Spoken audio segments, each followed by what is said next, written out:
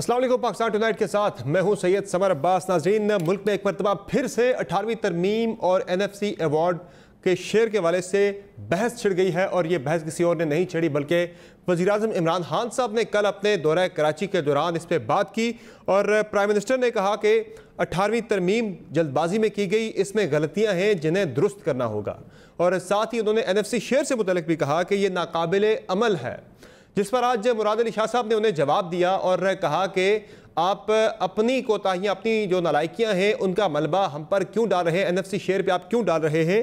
اور ساتھ ہی ساتھ بلاول بھٹو زرداری نے آپ سے کچھ دیر پہلے اپنے پارٹی کے رہنماؤں سے ٹیلی فونک گفتگو کے دوران تشویش کا اظہار کیا ہے کہ وزیراعظم نے ایک مرتبہ پھر سے 18ویں ترمیم کو تنقید کا نشانہ کیوں بنا رہے ہیں۔ ساتھ ہی ساتھ بلاول بھٹو زرداری نے یہ بھی کہا کہ وزیراعظم کو NFC شیئر کے بارے میں معلومات ہی نہیں، اور اگر وزیراعظم کو معلومات نہیں تو یہ ایک بڑی تشویش کی بات ہے، وہ ملک کیسے چلائیں گے۔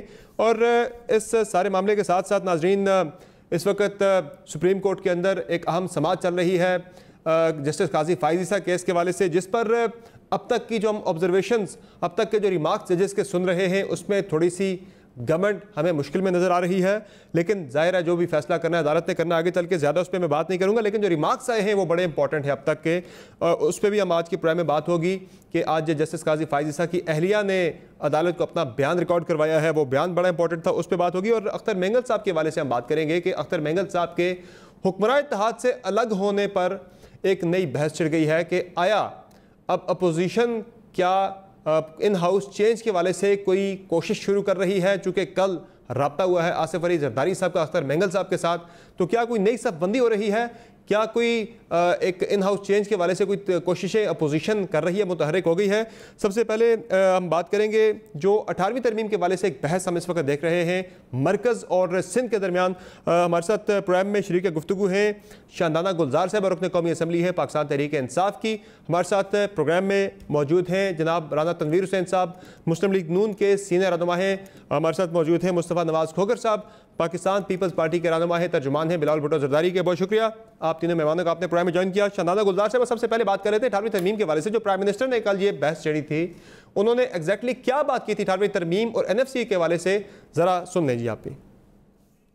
جی NFC ایوارڈ پہ دیکھیں، NFC ایوارڈ جو ہے اس کے اندر ایک انوملی ہے۔ جیسے ہی آپ پیسہ فیڈرل گورنمنٹ صوبوں کو چلا جاتا ہے 65%، صوبوں کے بعد جب اپنی سیکیورٹی کو جاتا ہے اور جب ڈیٹ سروسنگ قرضوں کی قسطیں واپس کرنے پہ جاتا ہے، تو شروع ہی ہوتا ہے فیڈریشن 700 ارب روپے کے خسارے سے۔ تو سارا جو فیڈرل بجٹ پر بنتا ہے وہ سارے قرضے لے کے بنتا ہے۔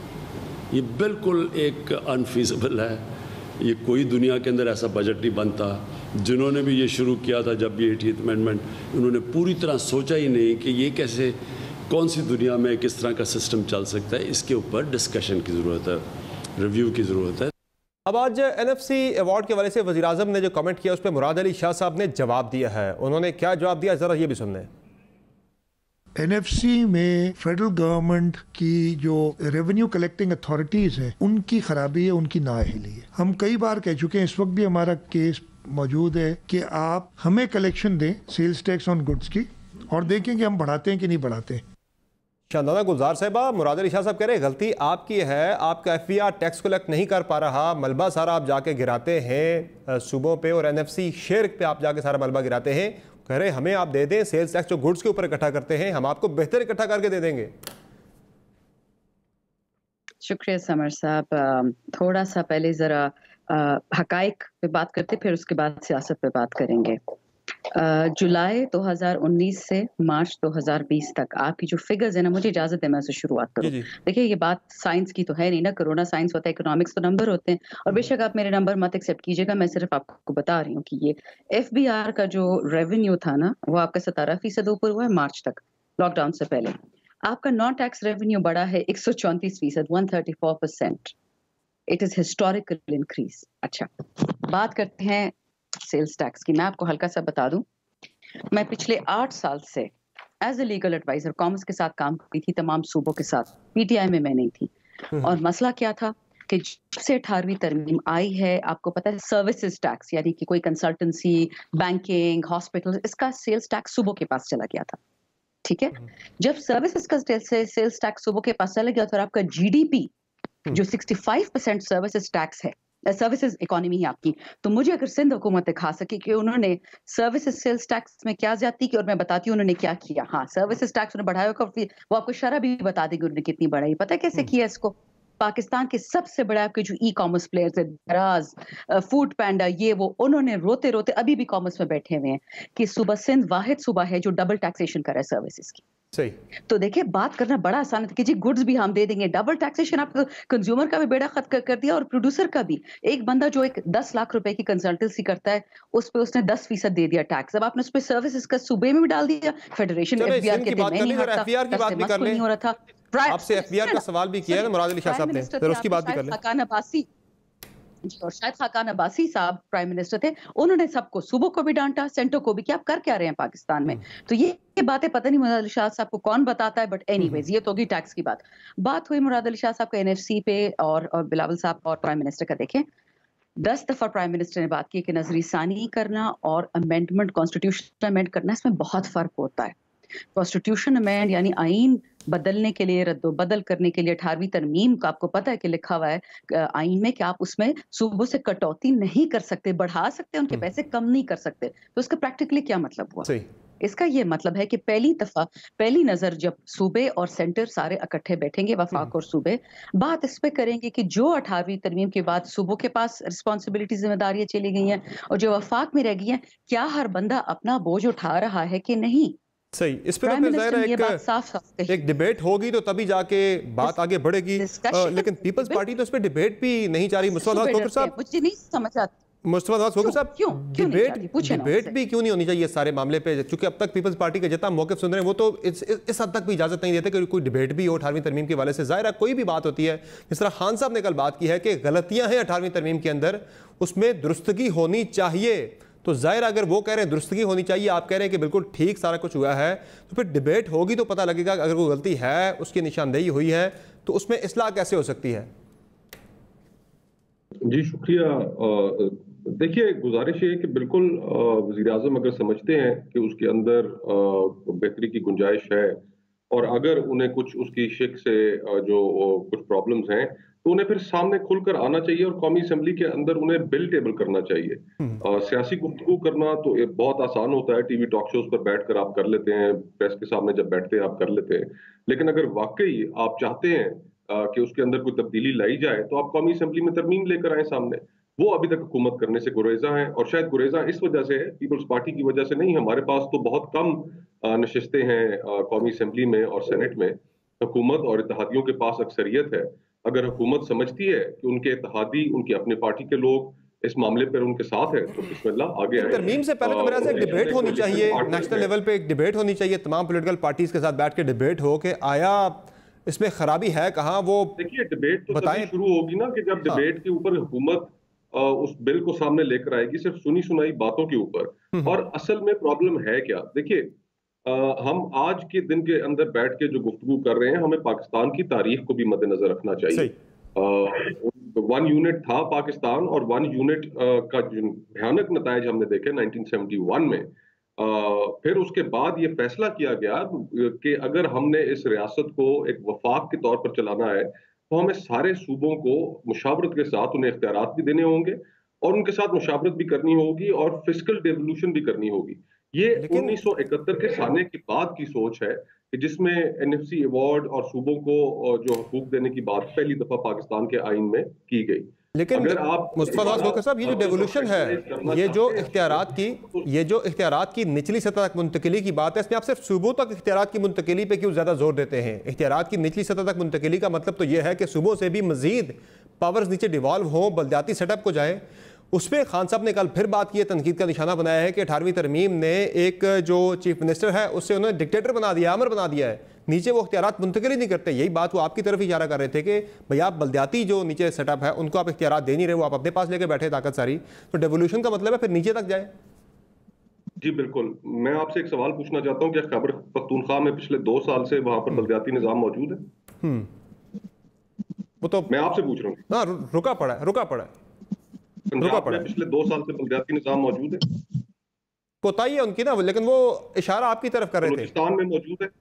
سر جہاں بھی نہیں ہے ہونا چاہیے نا. چلے یہ تو خان صاحب کی بات درست ہے, جہاں پہ بھی ہے, چلے کے پی کے اندر بھی نہیں ہے, پنجاب کے اندر بھی نہیں ہے. بات یہ ہے کہ اگر 3 صوبوں میں جہاں پر ان کی حکومت ہے, پنجاب میں وسیم اکرم پلس موجود ہیں, پنجاب میں پچھلے 2 سال میں بلدیاتی نظام وہاں پر موجود نہیں ہے, خیبر پختونخوا جس کے بلدیاتی نظام کی وہ مثالیں دیتے پھرتے تھے, وہاں پر بلدیاتی نظام پچھلے 2 سال سے موجود نہیں ہے, بلوچستان میں نہیں ہے. اگر اس وقت پورے ملک میں, اور یہ ریکارڈ کی بات ہے, اگر کہیں پر بلدیاتی نظام ہے تو وہ صوبہ سندھ میں ہے.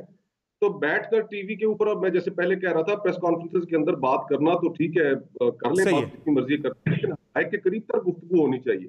خود تو جن صوبوں میں آپ کی حکومت ہے وہاں پہ آپ نے بلدیاتی الیکشن کرا کے ڈیولوشن نہیں کی, اور باقیوں کو آپ لیکچر دیتے پھرتے ہیں. یہی خان صاحب 18ویں ترمیم کے حق میں بھی گفتگو کر چکے ہیں. ابھی آپ کو ان کا وہ والا کلپ دکھانا چاہیے جس میں انہوں نے کہا کہ 18ویں ترمیم کتنی اچھی ہے, اور اس 18ویں ترمیم کے نتیجے میں صوبوں کو کتنا فائدہ پہنچا. جو گفتگو وہ کرتے رہے بطور ایک اپوزیشن رہنما کے, وہ بھی آپ ذرا سامنے. چلے ابھی تو ان کے لیٹسٹ جو انٹینٹ ان کا نظر آیا ہے کل, جس میں بلال بھٹو زرداری نے آج رد عمل بھی دیا ہے کہ خان صاحب کے اس بیان پہ انہیں کافی تشویش کا انہوں نے اظہار کیا, تحفظات کا اظہار کیا ہے. رانا صاحب یہ جو بحث پھر سے کل سے شروع ہو گئی ملک کے اندر, پہلے بھی یہ انیشیٹ ہوئی تھی آج سے 2-3 ماہ پہلے, پھر وائنڈ اپ ہوئی جا کے وضاحت آ گئی شاہ محمود قریشی صاحب کیا, پھر خان صاحب نے یہ پرائم منسٹر نے یہ ڈیبیٹ چھیڑی ہے کہ 18ویں ترمیم میں غلطیاں ہیں, کوتاہیاں ہیں, درستگی ہونی چاہیے اور کریں گے. NFC ایوارڈ کے والے سے بھی انہوں نے کہا کہ ہم 700 ارب کے خسارے سے ہم کام شروع کرتے ہیں, تو ہم قرضے لے کے ملک نہ چلائیں تو کیا ہوگا. کیا آپ کے نزدیک اس کا ایک بہتر سلوشن ہے کہ تنقید ہوتی ہے, باتیں ہوتی ہیں زیادہ, ایک ڈویبل سلوشن کیا ہے اس کا؟ سمجھ میں آپ کو بتاؤں اس کے 2 پہلو ہیں.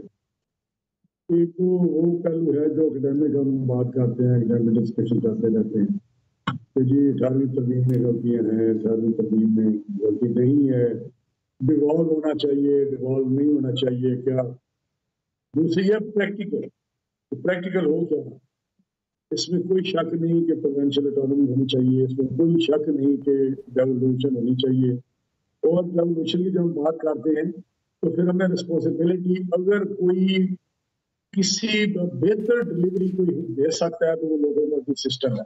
اگر لوکل باڈی سسٹم کہیں ہے بھی تو اتنا ناقص ہے کہ چیف منسٹر وہاں ڈکٹیٹر بنا ہوا ہے, اس کے پاس اختیار ہے جس مرضی چیئرمین کو, جس مرضی ناظم کو, جس مرضی کسی پارٹی کو ڈیزالو کر دیں, ختم کر دیں, ان ہز اون ڈسکریشن.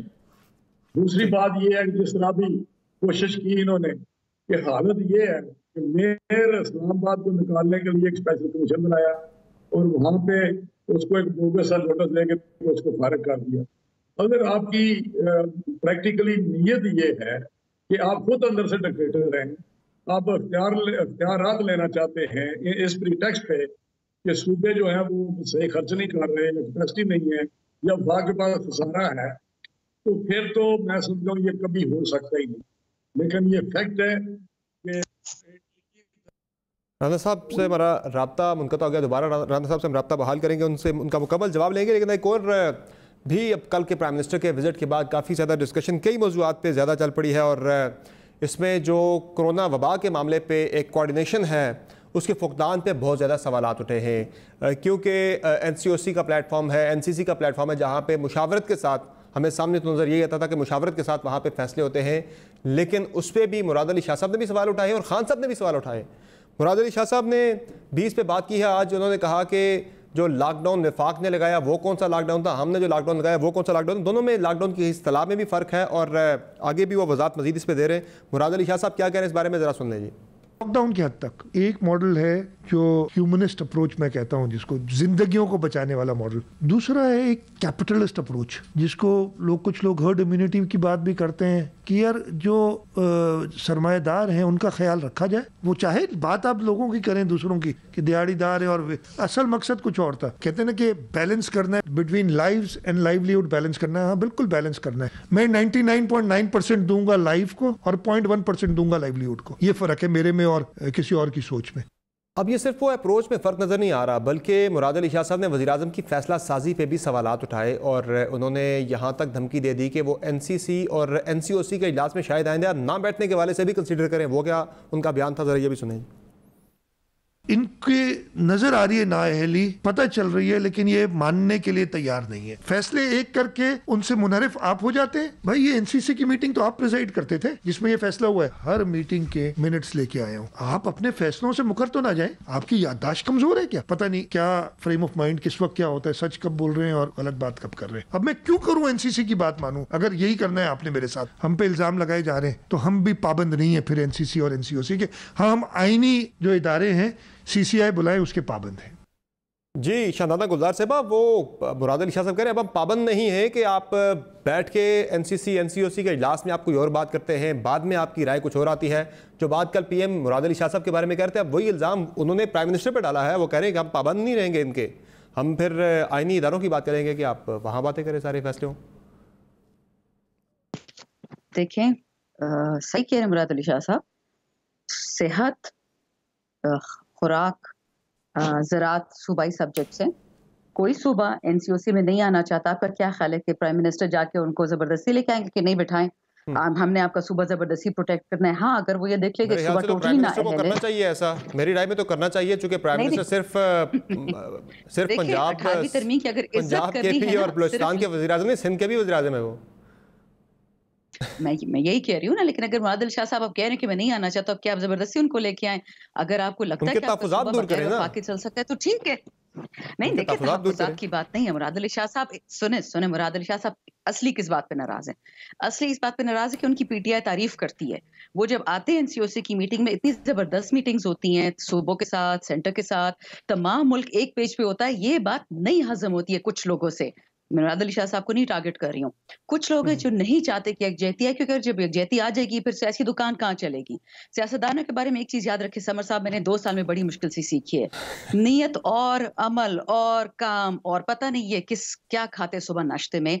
लेकिन अगर अवाम को नफरत है सियासतदानों से, इस वजह से सियासतदान है कि हम शायद हमारे दिल बड़े इतना जरूरी है ना। मैं अपना भी कह रही हूँ, मैं तो अपनी पार्टी से ज्यादा बैठती हूँ ना। सर्वाइवल, सियासी सर्वाइवल लोगों के लिए इतना जरूरी हो जाता है कि जी मेरा बेटा कब एमएनए बनेगा, मेरी बेटी कब सेनेटर बनेगी, मुझे कब वजीर आला बनेगा, तो हम सब कुछ कह देंगे, हम कुरान पे हाथ रखे झूठ बोलेंगे। ये हाल है सियासतदानों का, इसलिए हम पे लोग हंसते हैं। जिस दिन लोगों ने तो मुराद अली शाह साहब जो बात कर रहे हैं उसकी वो किसी बेसिस पे बात कर रहे हैं ना शाहनादा गुलजार साहब। इस पे प्राइम मिनिस्टर ने कल इस पे बात की है, मैं बता रही हूं, प्राइम मिनिस्टर ने भी वही बात की है, जरा वो सुन ले। खान साहब ने कल क्या कहा? खान साहब ने कहा कि सिंध ने लॉकडाउन कर दिया, हालांकि लॉकडाउन का फैसला तो ओवरऑल मुत्तफिका तौर पर हुआ था। जरा वो भी सुन लें जी।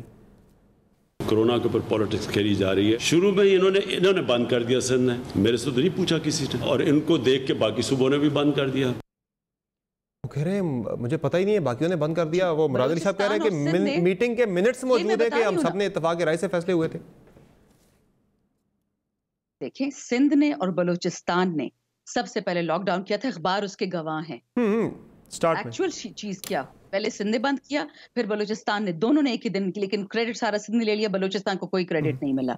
उसके बाद फिर बाकी सूबों ने किया। मैं एक और एग्जांपल दे देती हूँ एनसीओसी। अप्रैल की बात कर रहे हैं, प्राइम मिनिस्टर ने एक प्रपोजल दी थी कि मैं चाहता हूँ जी, वो यकम अप्रैल की बात कर रहे हैं कि यकम अप्रैल में यकजहती थी, फिर 3 को प्राइम मिनिस्टर ने बाद में आके, मुझे पता है, मैं यही आपको समझा रही हूँ, मैं यही आपको बता रही हूँ, मैं यही आपको कह रही हूँ कि प्राइम मिनिस्टर जो कह रहे हैं, मैं वही बात कह रही हूँ कि इस लॉकडाउन पे बहुत ज्यादा सियासत हुई है, बहुत लोग की दुकानें चली हैं। मेरी बात ये सुन लीजिएगा, और सिर्फ इसको आप थोड़ा फॉर रिकॉर्ड से निकाल लें कि जिस दिन प्राइम मिनिस्टर ने रिक्वेस्ट की through NCOC to all the chief ministers कि काइंडली इंटर प्रोविंशियल ट्रांसपोर्ट खोल दे, सब सूबों ने रिफ्यूज किया, इंक्लूडिंग पंजाब एंड केपी। क्यों किया? क्योंकि वो रिफ्यूज कर सकते थे, उनके पास 18वीं तरमीम की ढाल है। तो अगर मुराद अली शाह साहब या कल हमारे जो अहलाज़े बलूचिस्तान में कहते हैं कि हम कल नहीं बैठना चाहते एनसीओसी में, वो अपने सूबों के सिर्फ बताएंगे कि हम क्यों नहीं बैठ रहे, हमें उनको एक्सप्लेनेशन देने की क्या जरूरत है? ठीक है, वफाक को क्या फर्क पड़ेगा? मुस्तफा नवाज खोखर साहब होगा अगर उससे सिंध को नुकसान हुआ, बलूचिस्तान को नुकसान हुआ। ठीक है, मुस्तफा नवाज खोखर साहब जो बात की आज मुराद अली शाह साहब ने कि 2 तरह के लॉकडाउन हैं, एक है कैपिटलिस्ट लॉकडाउन और एक है ह्यूमनिस्ट लॉकडाउन। उनका हमारे वाला जो है वो ह्यूमनिस्ट लॉकडाउन है, जो विफाक जिस तरफ जा रहा है वो कैपिटलिस्ट लॉकडाउन है। लेकिन आपका कैसा ये ह्यूमनिस्ट लॉकडाउन है जिसके बारे में खान साहब ने कल ट्वीट करके कहा कि जो लोग बेरोज़गार हुए हैं इससे, कोरोना वबा की वजह से, लॉकडाउन की वजह से, उनमें 32% लोगों ने हमें सिंध से रब्ता किया ना कि सिंध की टोटल जो आबादी का शेयर है वो 22% है। यानी खान साहब ये एस्टैब्लिश करना चाह रहे थे अपने ट्वीट के अंदर कि सिंध के अंदर आपका जिसे आप ह्यूमनिस्ट लॉकडाउन कह रहे हो उसमें ज़्यादा लोग बेरोज़गार हुए। देखिए, मैं तो समझता हूँ कि ना आप ना मैं इस प्रोग्राम के दीगर पार्टिसिपेंट्स हम इस चीज़ पे बेहतरीन जज हैं कि किसने ठीक फैसले किए और किसने ठीक फैसले नहीं किए। ये फैसला करना है तारीख ने, ये फैसला करना है इस मुल्क के अवाम ने। हमारा मौक़िफ़ पहले दिन से वाज़ेह था, हम सख्त लॉकडाउन के हामी थे। आप देखिए पूरी दुनिया में जिन ममालिक के रहनुमाओं ने इसको संजीदगी से नहीं लिया इस मामले को, जिस तरह हमारे वज़ीर-ए-आज़म कहते रहे कि ये बस एक फ्लू की तरह है और जल्द ख़त्म हो जाएगा, गर्मियाँ आएंगी ख़त्म हो जाएगा। असद उमर साहब ऑन रिकॉर्ड हैं, कहते हैं ट्रैफिक हादसात के अंदर ज़्यादा लोग पाकिस्तान में मरते हैं तो क्या हम ट्रैफिक बंद कर दें। तो फेडरल गवर्नमेंट का, इमरान खान साहब का पहले दिन से एक वाज़ेह मौक़िफ़ था एंटी लॉकडाउन। अनफॉर्चुनेटली आलमी रहनुमाओं की फहरिस्त में वो शामिल हो चुके हैं कि जिन्होंने इस मामले को सीरियसली नहीं लिया। पूरे मुल्क के डॉक्टर्स, चाहे वो कराची में हो, चाहे वो क्वेटा में हो, लाहौर में हो, पेशावर में हो, गिलगित में हो, सब ने यक जुबान होकर कहा, हाथ जोड़े कि खुदारा इस तरह ना कीजिए, ये आपकी अप्रोच मेडिकल साइंस के अगेंस्ट आपकी अप्रोच है। और आज नताइज हमारे सामने। आज क्या है? आज हमारे इस मुल्क में आप इस्लामाबाद में रहते हैं, आप चले जाइए इस्लामाबाद के किसी अस्पताल में, मुझे एक बिस्तर लेकर दिखा दीजिए किसी भी मरीज के लिए। लाहौर में यही सूरत हाल है, कराची में यही सूरत हाल है, पेशावर में यही सूरत हाल। तो सर फिर मुझे ये बता दें मसूद होकर साहब, फिर ये आपका फैसला है, ये पार्टी का ये फैसला है कि आपने एनसीओसी एनसीसी में नहीं बैठना, अब सीसीआई के अंदर ही बैठेंगे, या फिर ये भी सियासी बयान है? देखिए, हम अपने जो भी फैसले करेंगे कोरोना के हवाले से, हम ये समझते हैं कि उसके अंदर हम भी फैसला करने के इतने उस तरीके से मजाज नहीं है। हम राय सामने रखेंगे मेडिकल एक्सपर्ट्स की। अगर वो राय देंगे कि हमें दोबारा स्ट्रिक्ट लॉकडाउन की तरफ जाना है, अगर WHO की ये रिकमेंडेशंस हैं, तो फिर हम वो करेंगे। हम मजीद इनकी ऐसी अप्रोच जिसकी बुनियाद पे अवाम का नुकसान हो, लोगों का नुकसान हो, जान का नुकसान हो, हम वो अप्रोच लेने के लिए तैयार नहीं है। ठीक है। राना तनवीर साहब, ये बताइएगा कि आपको किसकी अप्रोच बेहतर लग रही है? एक तरफ आप बड़ी वाजे दो अप्रोचेस आ गई हैं कि मुराद अली शाह साहब जो सिंध में लॉकडाउन है वो है जी ह्यूमनिस्ट लॉकडाउन, कहते हैं हमने इंसानी ज़िंदगियाँ बचानी है। खान साहब कह रहे हैं कि इनका जो लॉकडाउन है उसे कहा गया, उन्होंने कहा ये कैपिटलिस्ट लॉकडाउन है। आपको किसकी राय बेहतर लगती है? फिर खान साहब की दलील भी है कि सिंध में ज़्यादा लोग बेरोज़गार हुए, 32% लोगों ने कोरोना में जो बेरोज़गार फंड था उसमें ज़्यादा अप्लाई किया, वहाँ से सिंध से लोगों ने। समर, आप तो किसी को शक नहीं रहा कि 2-3 महीने हो गए हैं कि किसकी अप्रोच बेहतर है। अब कई दफ़ा बार मैं मिसाल भी दे चुका हूँ कि ये जो बात है ह्यूमन लॉकडाउन की वो बेहतर है बनिस्बत इसके कि आप दूसरी कोई चीज़ करें कि हमने दिहाड़ीदारों को बचाना है, हमने ठेले वालों को बचाना है। कोई पाकिस्तान में आज तक भूखा नहीं मरा, लेकिन इससे मर रहे हैं। मैं स्वीडन की मिसाल देता हूँ, वहाँ उन्होंने यही अप्रोच दी कि बस ठीक है, बिजनेस भी चलेगा और ये भी साथ साथ चलेगा। तो उनके जब बंदे मरे तो उनकी इकोनॉमी भी बैठ गई। यहाँ भी मैंने कल असेंबली में भी कहा है कि अगर यहाँ अल्लाह ना करे 25-50 हज़ार बंदे मर गए तो इनकी जो बड़ी है ना कि जी ये चला लेंगे, दुकानें खुला लेंगे या फैक्ट्रियाँ खुला लेंगे, वो खुद बंद हो जानी है। किसी ने बाजार नहीं जाना, किसी ने सौदा नहीं लेना, किसी ने दुकान नहीं खोलनी अपनी जाके, इतना खौफ का साया होना है।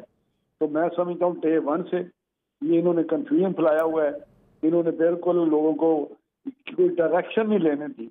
अगर सही डायरेक्शन लेने देते तो मेरा ख्याल आज लोग इतने सीरियस ना होते। अब सीरियस हो रहे हैं लोग जब देख रहे हैं कि वाकई ये वो बात जो है ये जानलेवा है और लोग मर रहे हैं किसी न किसी फैमिली में। मेरा 70% फैमिली में तो बुखार किसी न किसी को है।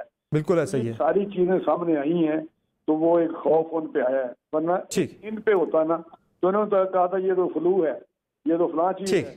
अगर बेस्ट मॉडल अपनाया था तो सिंध ने अपनाया था, उसको सपोर्ट करते।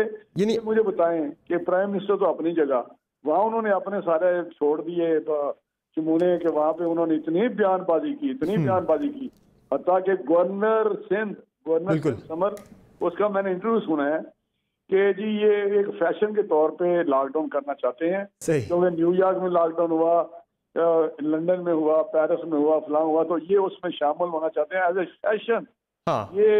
ये गवर्नर कह रहा है सिंध का, तो मैं समझता हूँ ये कौन सी मखलूक है जो आ गई है ये फैशन करना चाहते हैं। राना साहब मुझे मेरी बात सुनिए, बोरिस जॉनसन ने किया, हर्ड इम्यूनिटी पे पहले गया, जब उसको वहाँ वो उसको फेस करना पड़ा تو وہ ٹی وی پہ آ کے اس نے معافی مانگی, اس نے کہا میری تھنکنگ, میرا فیصلہ غلط تھا. بالکل 3 مہینے انہوں نے لاک ڈاؤن کیا, 3 مہینے. بالکل. تو یہ باتیں جب انسان ہی رہیں گے تو کون سی اکانومی, کون سی, یہ مجھے ٹھیک ہے. چلے یعنی کہ آپ سندھ کا جو ماڈل ہے ہیومنسٹ لاک ڈاؤن کا, اسے آپ سپورٹ کرتے ہیں. مجھے ایک مختصر بریک لینے ناظرین, بریک لیتے ہیں, بریک سے واپس آئیں گے تو بات ہوگی اختر مہگل صاحب کی حکومت سے الگ ہونے کے بعد کیا کوئی اپوزیشن تیاری کر رہی ہے ان ہاؤس چینج کے حوالے سے. جو رابطے شروع ہو چکے ہیں اختر مہگل صاحب سے, زرداری صاحب کا رابطہ بھی ہوا ہے جو کہ جوڑ توڑ کے بڑے ماہر سمجھے جاتے ہیں. بات ہوگی بریک کے بعد, ہمارے ساتھ رہیے گا.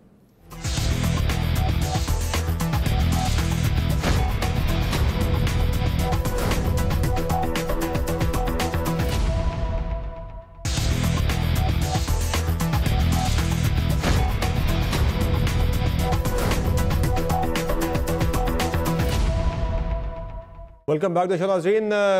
کل اختر مہگل صاحب کی حکومت سے الگ ہونے کے بعد اب یہ بحث چھڑ گئی ہے کہ آیا اپوزیشن وزیراعظم کے خلاف کوئی ان ہاؤس چینج کے حوالے سے یا پھر کوئی عدم اعتماد کی تحریک لانے کی کوئی کوشش یا غور تو نہیں کر رہی. اس پہ کل خواجہ آصف صاحب نے ہمارے پروگرام میں بات کی تھی کہ حکومت میں ٹوٹ پھوٹ کا سلسلہ شروع ہو چکا ہے. کیا بات کی تھی خواجہ صاحب نے, ذرا سن لیں. پروسیس جو ہے وہ ویسے تو سٹارٹ ہو گیا ہوا ہے, لیکن آج اس کی نشانیاں بھی, توڑ پھوڑ کی نشانیاں جو ہے وہ نظر آنی. کینڈیڈیٹ موجود ہیں اس وقت ان کی پارٹی میں جو ان کیس آف لیڈر جو ہے ان کی جگہ لینے کو تیار ہیں. انہوں نے وہ لابی بھی کر رہے ہیں. وہ لوگ جو ہیں ہمارے رابطے بھی ہیں, ذاتی رابطے بھی ہیں, سیاسی رابطے بھی ہیں. جو حکومت کے ساتھ اس وقت جو لوگ ہیں جو ڈسسیٹسفائیڈ ہیں, جن کے اوپر ہم کیپٹلائز کرنے کی کوشش کریں گے. رانا تنویر صاحب, خواجہ صاحب نے کہا کیپٹلائز کرنے کی ہم کوشش کریں گے. ہمارے حکومت کے کئی غیر مطمئن لوگوں سے بھی ہمارے رابطے ہیں, تو کوئی ان ہاؤس چینج لانے کی کوشش کر رہے ہیں, کوئی اس طرف جائیں گے موو کی طرف؟ دیکھیں ہم تو کوشش نہیں کر رہے, لیکن ایک نیچرل پروسیس میں انہوں نے جانا ہی جانا ہے. یہ نوٹ کر لیں سمجھ, انہوں نے ہر صورت جانا ہے. کب؟ 5 سال بعد؟ آج گیا, کل گیا, یہ جانا سر. وہ 5 سال بعد تو جانا ہی جانا ہے, ویسے بھی نیچرل پروسیس ہے. میں اس سے پہلے کی اس سال کی بات کر رہا ہوں. سمر ایسے نہ کریں, آج کیا کل گیا, دل کا جانا ٹھہر گیا. انہوں نے جانا ہے کیونکہ جو پاکستان افورڈ ہی نہیں کر سکتا. پاکستان بالکل اکانومی ہر شے, یہ کرونا شرونا یہ ڈوب جائے گا سب کچھ. تو سر وہ جانے کا طریقہ کار بھی بتا دیں. عدم اعتماد کی تحریک کے بغیر تو کوئی اور رستہ نہیں ہے میرے خیال سے. سنیں گے تو بتاؤں گا. جی بتائیں سر. آپ سن لیں, آپ تو بات ہی نہیں. بسم اللہ رانا صاحب. کرنے دی آپ نے, میری پہلی بات بالکل نہیں مکمل کرنے دی مجھے. سر اب کھل کے بات کریں. یہ ہے کہ یہ جو چیز ہے نا, ہم بڑے واضح طور پہ کہہ چکے ہیں کہ ہم ود ہاؤس جو ہے نا چینج, اس کو سپورٹ کریں گے. ہم اس کا حصہ, اس گورنمنٹ کا حصہ نہیں بنیں گے جو چینج آئے گی. نیشنل گورنمنٹ ہو یا کوئی بھی ہو, یا کولیشن گورنمنٹ بنے, سوال ہی نہیں پیدا ہوتا پی ایم ایل این اس کا حصہ بنے. یہ میں کیٹیگوریکلی کہہ رہا ہوں. لیکن یہ ہم چاہتے ہیں کوئی ایسا شخص آ گیا ہے جو پاکستان کو لے کے آگے چلے الیکشنوں تک. دوسری بات یہ رہے گی کہ ہاں ہم ہی ہیں کہ ایک فریش الیکشن کرائے جائیں. اگر گیون اس سچویشن میں نہیں کرائے جا سکتے تو ہم سال کے اینڈ تک بھی ہم چاہتے ہیں کہ اگر کرونا کا مسئلہ تھوڑا سلو ڈاؤن ہو جائے یا اللہ کرے ختم ہو جائے, تو ایک فریش الیکشن چاہیے اس پاکستان میں, فیئر اینڈ فری, تاکہ جو جس کا مینڈیٹ آئے, پی ٹی کا ہے, پیپلز پارٹی کا ہے, پی ایم ایل این کا ہے, وہ آگے گورنمنٹ بنائیں اور پاکستان کو آگے لے کے چلے.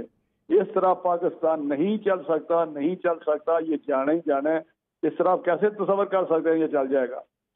یہ کوئی حکومت ہو رہی ہے. یہ تو کہتے ہیں کہ صبح یہاں میں فلاں مہنگائی نہیں ہونے دوں گا, صبح مہنگائی ہوتی ہے. ان کی تو کوئی ریٹ ہے ہی نہیں, نہ گورنمنٹ ہے, نہ کر دیں گے, پکڑ لیں گے, مار دیں گے, ہو جائے گا, ختم ہو جائے گا, یہ ہو جائے گا. کوئی چیز ہی نہیں ہے اس وقت پاکستان میں.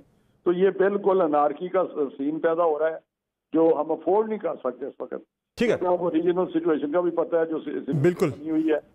تو اس لیے ہم چاہتے ہیں کہ ایک سٹیبل گورنمنٹ ہو جو باقی ڈلیور بھی کرے, گورنمنٹ اچھی دے اور چیلنجز کا بھی مقابلہ کرے. بالکل صحیح ہے. چیلنجز ہیں اس وقت, بالکل صحیح ہے, اکانومی کا ہے, گورننس کا ہے. یہ چیلنجز اتنے بڑے شدید ہیں کہ آپ تصور نہیں کر, آپ کو ہم سے زیادہ پتہ ہے.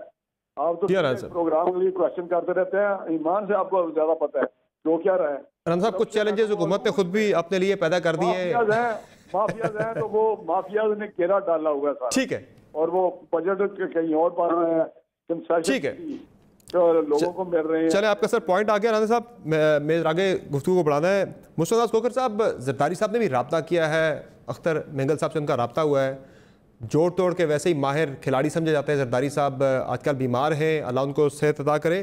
ये क्या जोड़ तोड़ हो रही है? कोई इन हाउस चेंज की तरफ एक सिलसिला जा सकता है? पीपल्स पार्टी इस तरफ जा सकती है, कोई ऐसा कदम उठा सकती है, या आपको लग रहा है कि ज़रूरत नहीं है फिलहाल इसकी?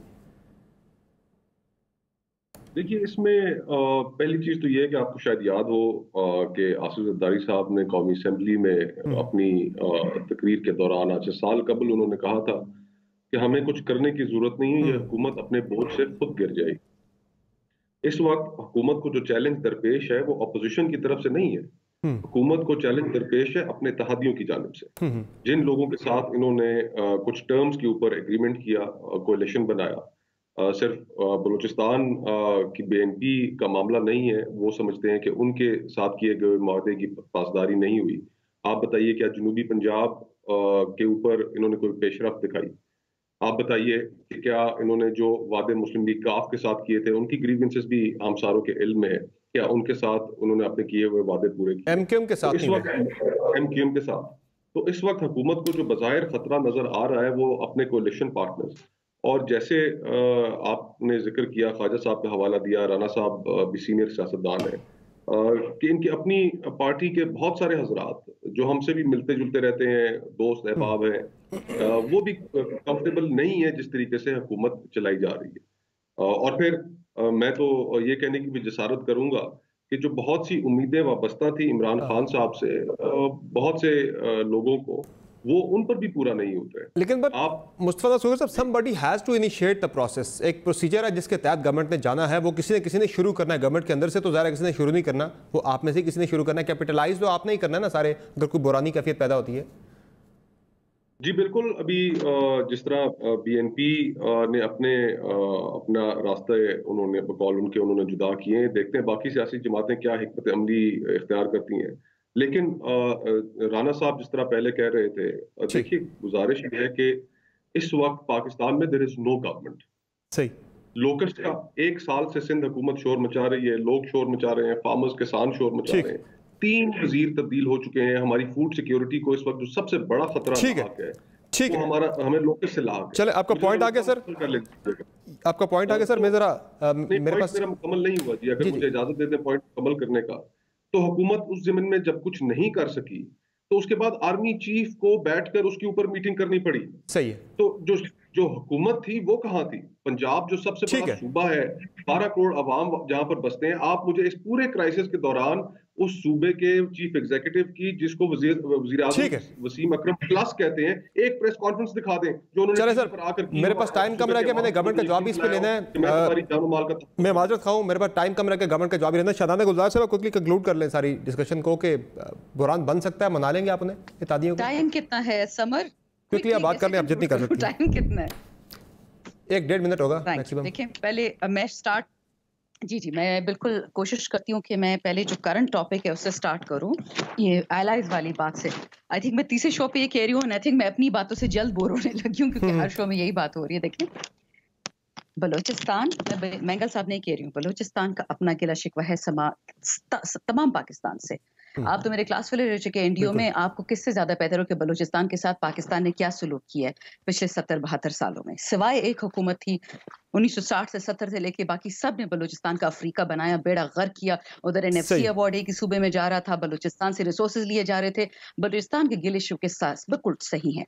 रही बात हमारे एलाइज की, चाहे वो मैंगल साहब है, चाहे वो GDA, चाहे वो MQM में, देखिए सबके साथ हम बात करें PMQ, और ये होता रहता है। पहली दफा पाकिस्तान में कि एलाइज है गवर्नमेंट में, ये सारे हैरान इतने क्यों हैं, इन्होंने कभी भी एलाइज नहीं रखे गवर्नमेंट्स में। ये होता रहता है तमाम दुनिया में, हम बच्चे नहीं बड़े हो गए हैं, कॉन्फिडेंट है, कुछ भी नहीं होगा में। ये जरूरी होता है कि आप एक्नॉलेज करें कि प्रॉब्लम्स हैं। ठीक है, हमने उनके साथ एग्रीमेंट साइन की, वो हमने एग्रीमेंट साइन की, यानी आप कॉन्फिडेंट है कि कुछ भी ऐसा नहीं होने वाला है, इत्तेहादियों की नाराजगी आप उन्हें मना लेंगे। बहुत शुक्रिया आप तीनों मेहमानों का, आपने प्राइम में ज्वाइन किया। नाज़रीन प्राइम में ब्रेक करते हैं, ब्रेक से वापस आएंगे तो जुल्फी बुखारी साहब हमारे साथ मौजूद होंगे और कुछ अहम मौज़ूआत पे उनसे हमने बात करनी है। हमारे साथ रहेगा।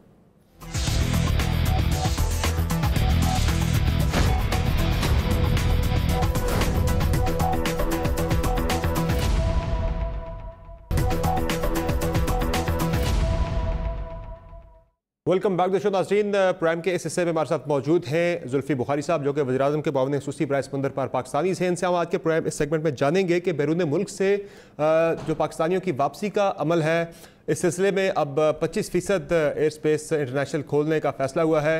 इससे मज़ीद कितने पाकिस्तानी वापस आ सकेंगे, और ओवरऑल जो फिगर है 40,000 का अब तक एक सामने आया है कि 40,000 पाकिस्तानी जो कि मुल्क से बाहर जॉब्स कर रहे थे वो बेरोज़गार हुए हैं। क्या नंबर ये कम बताया जा रहा है या हकीकत में नंबर यही है, और मज़ीद कितने पाकिस्तानियों के बेरोज़गार होने का खदशा है, और इसके रेमिटेंसेस पे कितने असरात मुरतब होंगे। और इसके साथ साथ नाज़रीन, ईद से पहले एक फ़ैसला हुआ था कि मुआविनीन ख़ुसूसी जो कि अनइलेक्टेड हैं वो अपने एसेट्स जमा करवाएंगे कैबिनेट डिवीजन में। तो क्या जुल्फी बुखारी साहब ने भी अपने एसेट्स जमा करवा दिए हैं? और NCOC के वाले से बात होगी कि मुराद अली शाह साहब ने आज ऐलान किया, उन्होंने ख़बरदार किया है, उन्होंने वार्निंग दी है, धमकी दी है कि वो बाइकआउट कर देंगे NCOC का और NCC का। ऐसा क्यों है, इस पर बात होगी। सर, सबसे पहले तो बैरून मुल्क से जो पाकिस्तानियों की वापसी का सिलसिला, उस सिलसिले में 25% एयर स्पेस रफली आपने खोलने का फ़ैसला किया इंटरनेशनल। अब दुनिया भर से अब तक कितने पाकिस्तानी, कल मैंने 40,000 का फिगर सुना था, मुझे लग रहा था कि शायद ये कम बताया जा रहा है, रफली कितने बेरोज़गार हो चुके हैं, और इससे हमारी रेमिटेंसेस पे कितना फ़र्क पड़ेगा? जी देखें, 40,000 तक अभी तक हमारे पास फिगर आया है, लेकिन ये हर रोज़ चेंज होता जाता है। अच्छा। क्योंकि जितने लोग लेड ऑफ होते हैं मुल्कों में, फिर हमें फिगर्स आते हैं।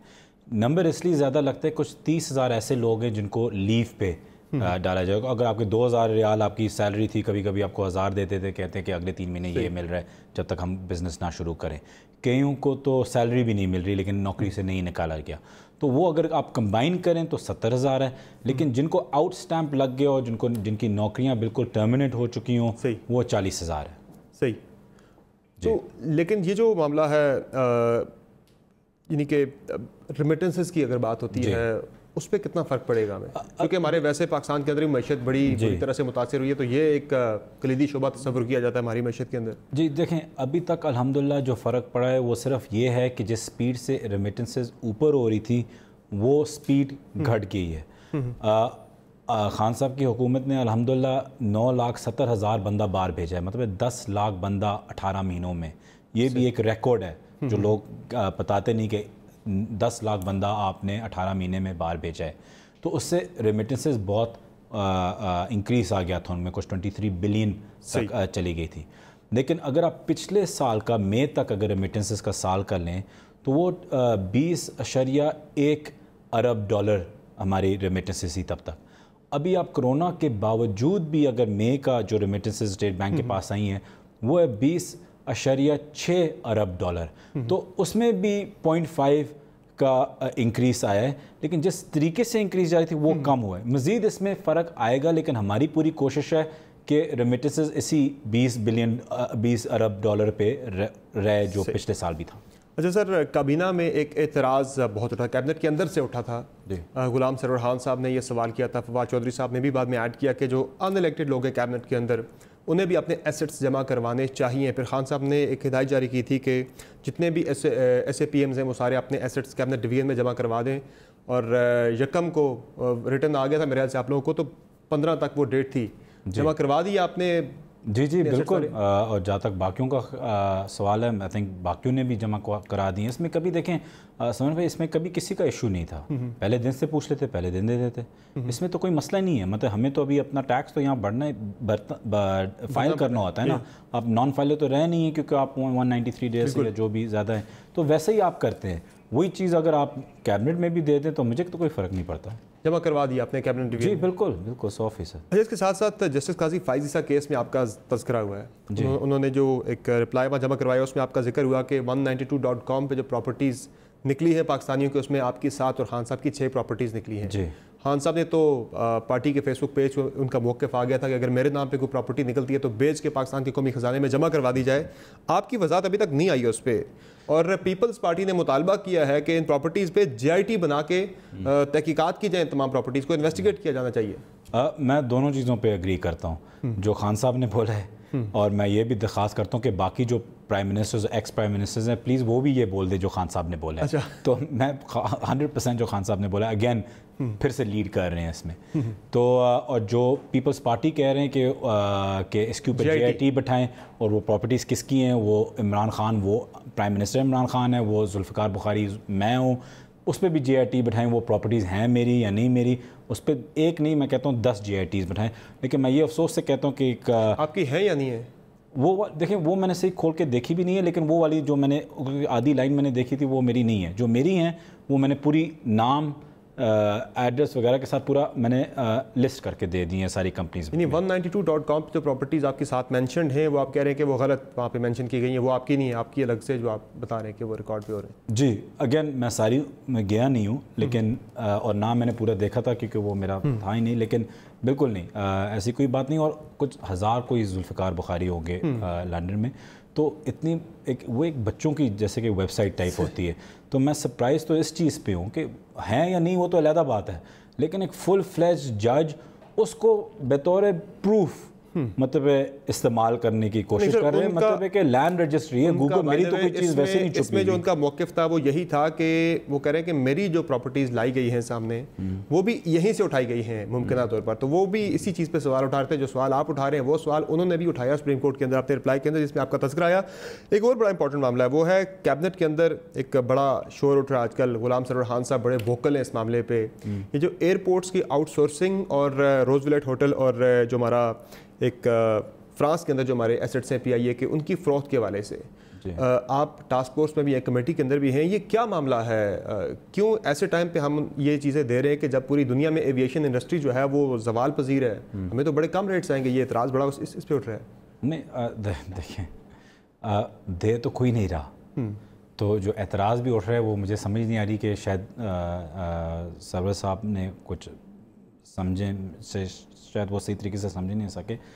ابھی تو اس پہ کام ہو رہا ہے، ورک ہو رہا ہے، اس میں 3 مہینے 6 مہینے 9 مہینے سال لگ سکتا ہے، کسی کو نہیں پتہ. وہ تو سر وہ بیچنے کی باتیں کر رہے ہیں احساسے بالکل ہی. وہ ذرا سن لیں وہ کیا کہہ رہے ہیں، ذرا سنائیں جی. غلام سرور خان صاحب کیا اعتراض اٹھا رہے ہیں اس معاملے پہ؟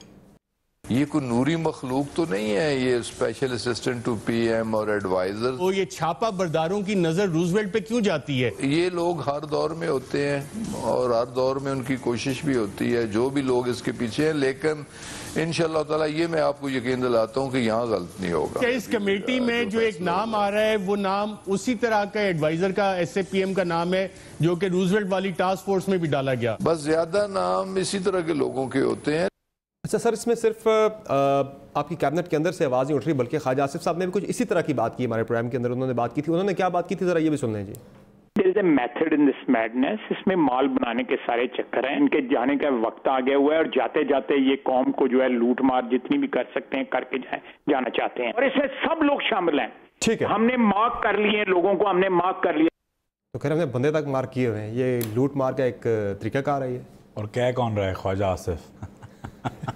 غلام سرور صاحب بھی آپ کی پارٹی سے بات کر رہے ہیں، دیکھیں پارٹی کے اندر بیٹھے، کیبنٹ کے اندر بیٹھے، آپ کیبنٹ کو لے گئے. جہاں تک دیکھیں خواجہ آصف ایک انسان جو خود اقامے پہ 20 لاکھ کی یا کچھ سیلری تھی، کس چیز کی سیلری تھی وہ بھی آ کے اسی شو پہ پلیز بتا دیں کہ وہ کون سی کنسلٹنسی کرتے تھے. میاں منشا صاحب کے پے رول پہ تھے، ان کے لیے ان کی آئی پی پیز چلاتے تھے. بیسکلی 450 بلین کا بجٹ تھا، زیادہ تر وائن دے دیا کیونکہ پے رول پہ تھے. تو ان کی جو سوسائٹیز ہیں سیالکوٹ میں وغیرہ وغیرہ، ان کا تو کوئی حق ہی نہیں بنتا کسی چیز میں بولنے کا. منسٹر بھی رہ چکے ہیں، کوئی چیز کی نہیں، ایک کوئی اپنا انیشیٹو دکھا دیں پرائیویٹائزیشن میں بھی. اور ان کو الف سے بے کسی چیز کی سمجھ نہیں ہے. یاد رکھیں یہ وہی انسان ہیں جن نے نواز شریف صاحب کو بھی ایڈوائز کیا تھا نیشنل اسمبلی میں کہ آپ بے فکر ہو جائیں، سب بھول جائیں گے.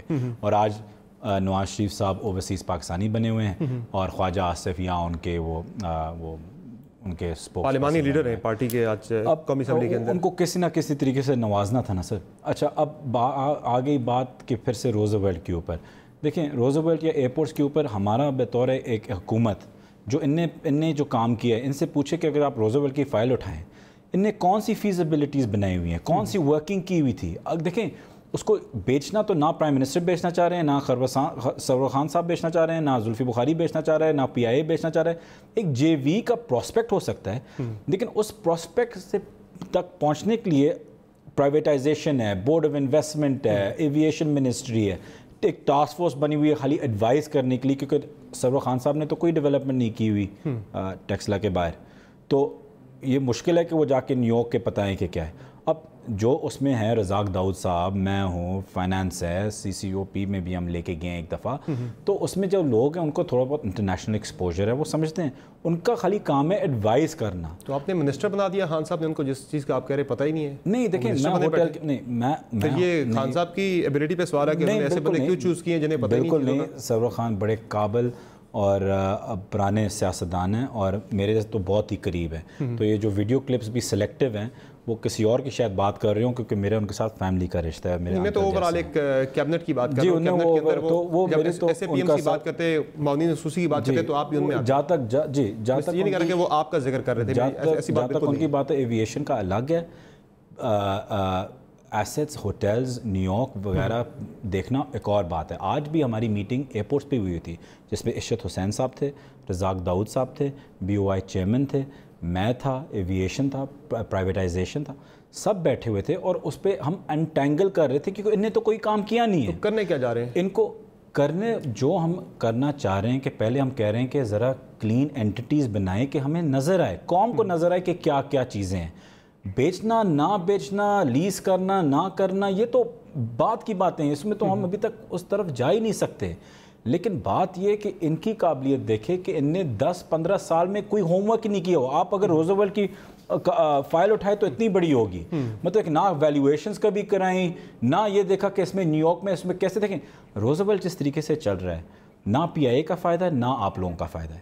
تو کیا نیشنل اسمبلی میں الزام لگا کے سپیچ کرنا ایک تھرڈ کلاس قسم کی وہ بہتر ہے قوم کے لیے، یا جو لوگ کام کرنا چاہ رہے ہیں کہ کسی نتائج پہ پہنچیں پھر قوم کے آگے رکھیں کہ جی ہم یہ بھی کر سکتے ہیں، ہم یہ بھی کر سکتے ہیں، ہم یہ بھی کر سکتے ہیں، ہم یہ بھی کر سکتے ہیں. میں تو کہتا ہوں، میں انوائٹ کرتا ہوں ان کو کہ جب ہم نے ساری فیزیبلٹی چیزوں کی بنا لی ہو وہ بھی آئیں، اپوزیشن بھی آئے اور دیکھیں. خود کام کیا نہیں ہے کسی کو کرنے نہیں دیتے. غلام سرور خان صاحب کو مطمئن کر دیں، خواجہ صاحب بھی مطمئن ہو جائیں گے. اچھا سر، ایک اور امپورٹنٹ معاملہ ہے، وہ آپ بھی جو کہ بیٹھتے ہیں سارے معاملات دیکھ رہے ہیں اوورسیز پاکستانیوں کے حوالے سے بھی اور NCOC کے معاملات بھی. یہ جو مراد علی شاہ صاحب نے آج بات کی ہے کہ ہم بائیکاٹ بھی کر سکتے ہیں، ہم اب وہ مرحلہ آ رہا ہے کہ ہم سوچیں کہ ہم نے NCOC کے اندر بیٹھنا بھی ہے کہ نہیں، ہم نے NCC کے اندر بیٹھنا بھی ہے کہ نہیں. وہ کہتے ہیں کہ پھر آپ جو متعلقہ قانونی فورم ہم ان کے اندر بیٹھیں ہم، لیکن جہاں ہم نہیں بیٹھیں گے جو آئینی فورمز ہیں. اچھا دیکھیں سچ پوچھے CCI کی بات کر رہے ہیں، کونسل آف کامن انٹرسٹ کی بات کر رہے ہیں. اچھا دیکھیں سچ پوچھے سمر بھائی، آج کافی بزی دن تو میں نے آج مطلب کہ میرے آفس میں TV بلی دیکھتا بھی نہیں ہوں، تو میں نے ان کی وہ اسٹیٹمنٹ دیکھی نہیں ہے، تو اس پہ کامنٹ کرنا میرے لیے تھوڑا سا غلط ہوگا. لیکن میں یہی کہتا ہوں کہ دیکھیں ایسی چیزیں اگر آپ کامن گراؤنڈ پہ آ نہیں سکتے، آپ اگر نیگوشیٹ اپنا موقف دے نہیں سکتے، تو TV پہ جا کے یہ بیان کرنا کہ ہم نہیں بیٹھیں گے، بوائیکاٹ، وجوہات تو آ کے بتا دیں. وہ کہتے ہیں خان صاحب نہیں، انہوں نے کہا وہ کہتے ہیں خان صاحب فیصلے کر کے مکر جاتے ہیں، پیچھے ہٹ جاتے ہیں. کوئی NCOC کے اندر ایگزامپل دے دیں کوئی. وہ لاک ڈاؤن کا میں ذرا سنا دیتے ہیں، سن لیں جی وہ کیا بات کرتے ہیں مراد علی شاہ صاحب، ذرا سنائیں جی. ان کے نظر آ رہی ہے نااہلی، پتہ چل رہی ہے، لیکن یہ ماننے کے لیے تیار نہیں ہے. فیصلے ایک کر کے ان سے منحرف آپ ہو جاتے ہیں. بھائی یہ NCC کی میٹنگ تو آپ پریزائڈ کرتے تھے جس میں یہ فیصلہ ہوا ہے، ہر میٹنگ کے منٹس لے کے آیا ہوں. آپ اپنے فیصلوں سے مکر تو نہ جائیں. آپ کی یادداشت کمزور ہے کیا؟ پتہ نہیں کیا فریم آف مائنڈ کس وقت کیا ہوتا ہے، سچ کب بول رہے ہیں اور غلط بات کب کر رہے ہیں. اب میں کیوں کروں NCC کی بات مانوں؟ اگر یہی کرنا ہے آپ نے میرے ساتھ، ہم پہ الزام لگائے جا رہے ہیں، تو ہم بھی پابند نہیں ہیں پھر NCC اور NCOC کے. ہاں ہم آئینی جو ادارے ہیں CCI بلائے اس کے پابند ہیں. لاک ڈاؤن کر کے بعد میں آپ مکر گئے تھے فیصلے کر کے. دیکھیں مراد علی شاہ صاحب، ان کا مسئلہ یہ ہے کہ یہ پھنس گئے ہیں. ان نے ایک ڈرامہ پھیلایا ہوا تھا کہ جی ہم زبردست طریقے سے سندھ کو ہینڈل کر رہے ہیں، سندھ کے ریزلٹس دیکھ لیں. اور پھر انہیں پینک ہو کے، وہ جو ایک پینک کوئین کا ٹائپ ایک ہوتا ہے کہ وہ ان نے BBC اور CNN دیکھ کے کہ اچھا انگلینڈ میں یہ ہو رہا ہے، کراچی میں بھی ہم مطلب بلاول ہاؤس سے آرڈرز جا رہے ہیں. نہ ان کو اپنی قوم کا کچھ پتہ ہے، نہ ان کو اپنے لوگ کا ڈائنامکس پتہ ہے، نہ ان کو اپنے صوبے کے انفراسٹرکچر کا پتہ ہے. کچھ بھی ان کو بالکل احساس نہیں ہے اپنے لوگوں کا. کن کا 4-5-15 زیادہ سے زیادہ لوگ جو بلاول ہاؤس میں بیٹھے ہوئے ہیں وہ ڈیسیجن لے رہے ہیں لاک ڈاؤن کا. لاک ڈاؤن کا جو ان کا ڈیسیجن تھا وہ ہمارے پاکستانیوں کے لیے موت تھا. یہ پھنس گئے ہیں کیونکہ ان کی اپنی ڈیسیجن تھی لاک ڈاؤن کی، اور وہاں وہ پھنس گئے ہیں. وہ دیکھ رہے ہیں کہ کس پہ بلیم گیم ڈالیں. صحیح. اچھا اب ایک پرسنل سوال ہے مجھے آپ سے متعلق پوچھنا ہے کہ عظمیٰ کاردار کی خان صاحب کی اہلیہ کے بارے میں گفتگو جب لیک ہوتی ہے تو اس پہ you are the first one جنہوں نے رسپونڈ کیا پبلکلی آ کے، آپ نے اس پہ رسپونڈ کیا، آپ نے کرٹیسائز کیا آپ نے، جس پہ پھر سے لوگوں نے ایک قیاس آرائی شروع کر دی کہ شاید آپ خاتون اول کے داماد ہیں۔ ذاتی سوال ہے، میں آپ کی پرسنل ہے لیکن میں جاننا چاہ رہا ہوں ذرا اس پہ وضاحت کر دیں آج، تاکہ یہ جو قیاس آرائی ہے یہ بند ہو جائے ساری، کیا معاملہ ہے؟ پہلے جو انہیں ٹویٹ کیا تھا تو ان کو تو ہم نے اس لیے ریاکٹ کیا کیونکہ ان کو تو احساس ہی نہیں ہے کہ فرسٹ لیڈی کا کیا مقام ہے۔ صحیح۔ جہاں تک دوسری بات ہے، دیکھیں یہ میں جب کوئی جھوٹ بھی پھیلائے نا، اس کے اندر بھی کوئی ڈیسنسی انسانیت ہونی چاہیے۔ دو فیملیز انوالوڈ ہیں، دونوں فیملیز اس سے مطلب ہرٹ ہو سکتی ہیں، میری بھی ہوئی ہے، میری فیملی، مائی وائف، میرے 2 بچے ہیں، ان کی فیملی، فرسٹ لیڈی میرے لیے مطلب میری والدہ کی جگہ پہ ہے، ان کی جو بیٹیاں ہیں وہ میری بہنوں کی جگہ پہ ہے، اور یہ چیز کہنا اور بار بار کہنا ایک سٹگمائز کرنے کے لیے کچھ مجھے وجہ بھی نہیں سمجھ آتی کہ کیوں آپ اتنے یہ پھیلائیں گے، آپ کو فائدہ کیا ملتا ہے اس میں سے۔ تو لیکن 2 الگ فیملیز کو اس طریقے سے جن کی اپنے فیملیز ہیں، بچے ہیں وغیرہ، تو اس میں آئی تھنک بڑا ایک لو لیول کا میں سمجھتا ہوں یہ ایک جھوٹ تھا، اور بالکل جھوٹ ہے۔ Like I said, happily married, 2 بچے ہیں، ان کی اپنی فیملی ہے، وہ میری بہنوں کی جگہ پہ ہیں، فرسٹ لیڈی میری والدہ کی جگہ پہ ہیں۔ تو I think once and for all اس چیز کو ذرا ختم کر، اب یہ بند ہو جانی چاہیے بس۔ ناظرین، یہ وضاحت آ گئی ہے زلفی بخاری صاحب کی کہ ایسا کوئی معاملہ نہیں ہے، اور یہ 2 فیملیز کا معاملہ ہے، اور یہ جو افواہیں من گھڑت پھیلائی جا رہی ہیں، اب یہ سلسلہ ان کی طرف سے بڑی کلیئر وضاحت آ گئی، اس کے بعد اب یہ معاملہ بند ہو جانا چاہیے۔ بائی دا وے، آپ ایشین سٹائل میگزین میں ساؤتھ ایشیا کے سب سے زیادہ ویل ڈریسڈ پرسن بھی آپ آئے ہیں، تو خان صاحب پہلے ہی آپ کی تعریف وغیرہ بڑی کرتے رہتے تھے ڈریسنگ وغیرہ کی، تو انہوں نے اس پہ کامنٹ وغیرہ کوئی نہیں کیا؟ پھر تعریف تو نہیں کرتے تھے، کہتے تھے کہ وہ جو اس کے بعد سوٹ پہننے کی ہمت نہیں ہوئی۔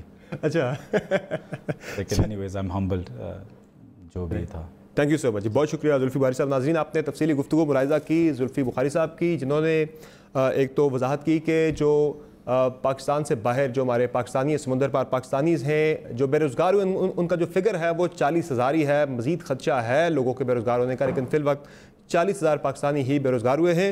ریمیٹنسز پہ فی الوقت کوئی بڑا اثر نہیں پڑا، آنے والے وقتوں میں پڑ سکتا ہے، لیکن کوشش کریں گے اس اثر کو میٹیگیٹ کیا جائے۔ آج کے شو میں اتنا، اجازت دیجیے، اللہ حافظ۔